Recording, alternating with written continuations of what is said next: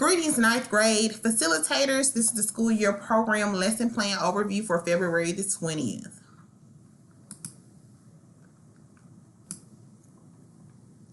So during the February the 20th Super Saturday session, we will focus on Agreement 3, which is an agreement discussed in the book, The Four Agreements. We are going to discuss that in correlation with leadership qualities and being an effective leader.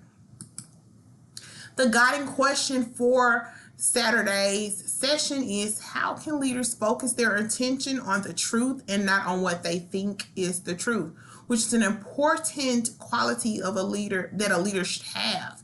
Always seeking the truth, providing facts to those that are followed by them or led by them. They should be providing factual information and not what they perceive to be truth, because they can always be biased.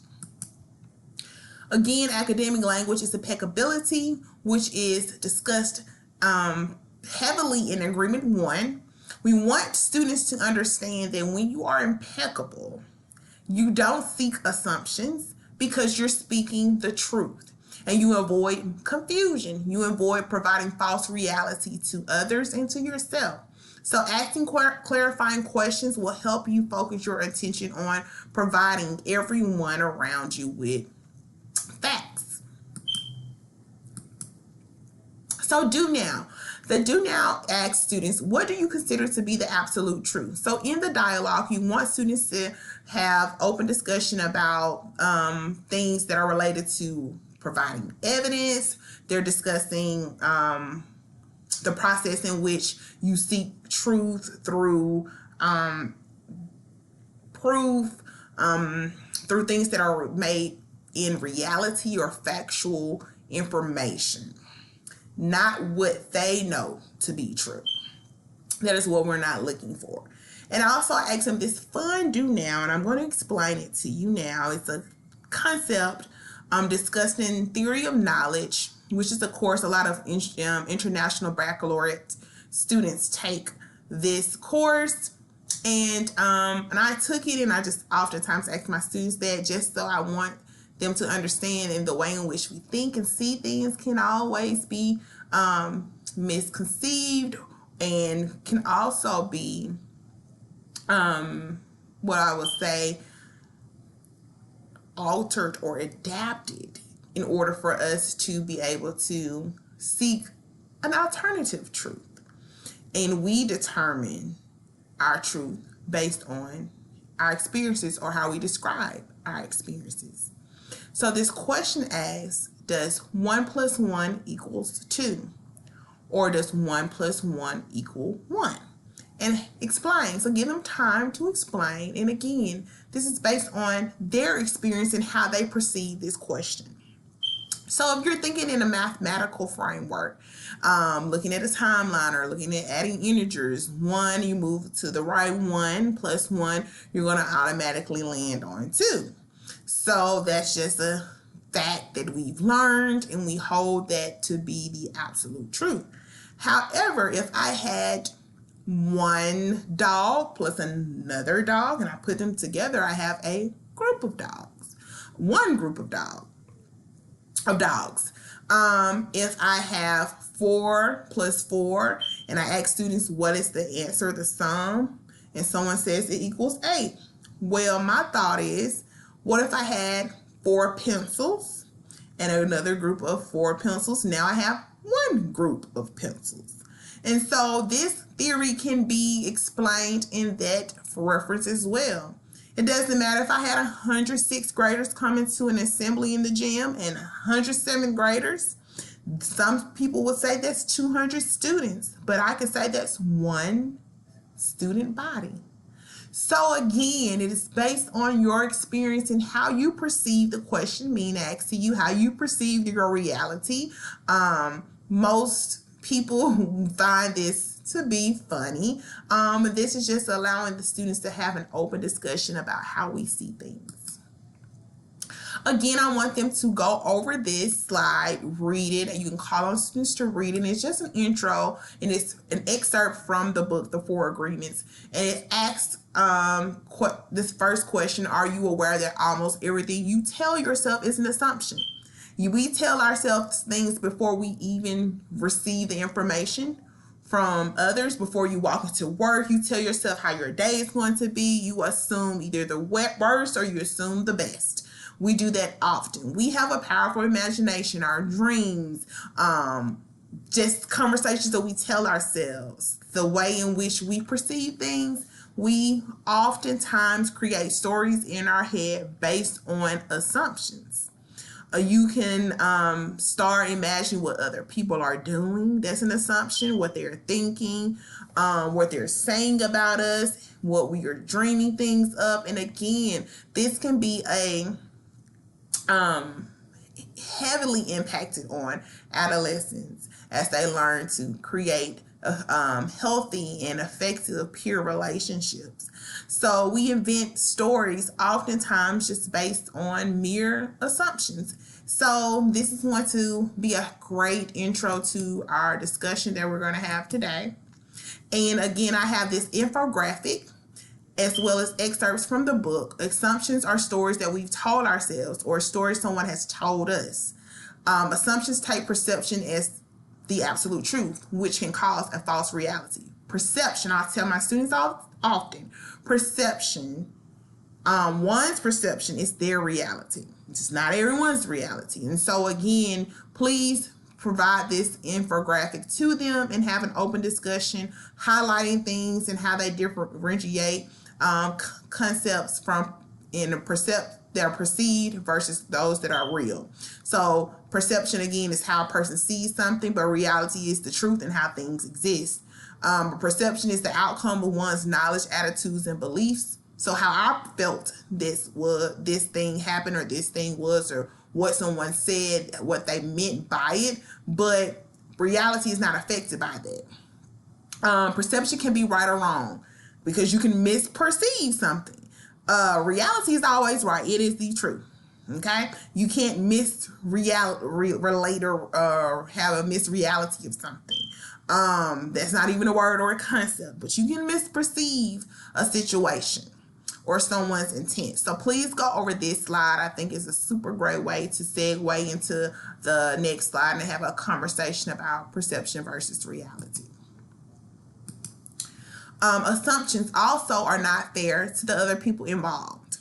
Having misperceptions about someone's intent without asking clarifying questions can often lead to broken relationships and conflict. So a hook, we're going to watch the scene from one of my favorite shows, ABC airs. It's called What Would You Do? And it just shows us how people are reacting when people make assumptions. Again, it can affect others as well as the people who are actually making the false assumption. So the questions are, after you watch the scene from What Would You Do? What assumptions did assumptions did the waitress make? How would you have reacted if you were the teen or someone who had witnessed what had happened take place? Should we make assumptions based on past experiences? So just because you had a bad past experience with someone, should we make assumptions? Just to quickly provide a synopsis, this waitress is only asking Black teens to prepay in a restaurant, no one else. And again, this has been made headlines of previous places like IHOP who require who are more inclined to ask people of color to prepay, and just shows like some of their stereotypes and discrimination that they made, and it's all based on assuming that these consumers and customers are not going to pay.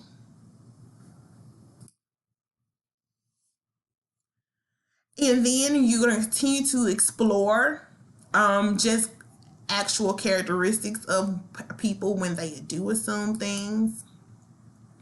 Assumptions prompt negative feelings due to misinterpretation. So having students understand what are the negative impacts of assuming. You're going to automatically expect something negative. You're going to feel that you're being treated unfairly. You're going to believe that something should have been different, and you're going to rigidly think that you are right, judging a situation as wrong or fair.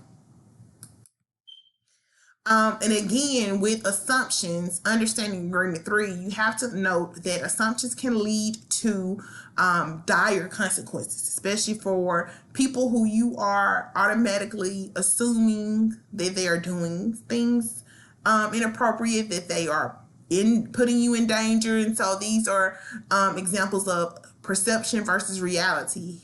Trayvon Martin was perceived as a thug, when in fact he was just a regular teen going to the store, headed back home. The law enforcement, they are perceived sometimes as brutal, unfair, biased, just inhumane at times. That's how that the law enforcement who's supposed to protect and serve has been described in the media. However, there's a lot of good police and law enforcement, so our perception of them can be distorted based on what we see, our past experiences, things that are going on in our society, and a lot of this will hold true. A lot of things will hold truth. However, the students that we are talking to this Saturday should know that reality is that how we perceive things in our own lenses, and so they need to complete the think it through. When making assumptions, you run the risk of reviewing the 5 elements they run the risk of, and most importantly, number 5, which is losing credibility as a leader. Then they're going to do and investigate false assumptions. So they're going to have to solve a riddle. So you can ask them to try to guess the riddle by only saying yes or no. So it's a link to a PDF, and they can only ask one question at a time. So these are just general riddles based on false assumptions. As you can see, they have to solve the mystery. So, for example, story 1 says, a woman leaves home and makes 3 left turns. She returns home again. On the way, she passed 2 women with masks. Who were the women? Who were the 2 women? So maybe the students would say, are these women nurses? In the time of COVID, we're probably going to think of coronavirus. People are wearing masks. And they can ask yes or no questions. The answer is the woman she was passing home, and she was passing the umpire and the catcher, okay? Because she were playing baseball. So the false assumption was the woman was maybe walking on a city street. She's passing people with masks, but she's really on a baseball field. So that's an example. There's a couple of more. You can determine which ones to answer based on your time, and it gives the students a better understanding of how people have false assumptions. After that, there is a wrap-up questions based on the riddles, having them to review what is a false assumption and their exit ticket. Think about a time in their life where you have made a wrong assumption and it impacted your relationships. What could you have done differently? Having them have thoughtful conversations about what could they do to make sure that they are having impeccable language in communicating with others and themselves, asking clarifying questions to avoid making assumptions and creating broken relationships. And that is the end of the lesson. The closure, they can just review, and then they will hop on to an all-school meeting with me as we interview our 3rd leadership speaker. Thank you.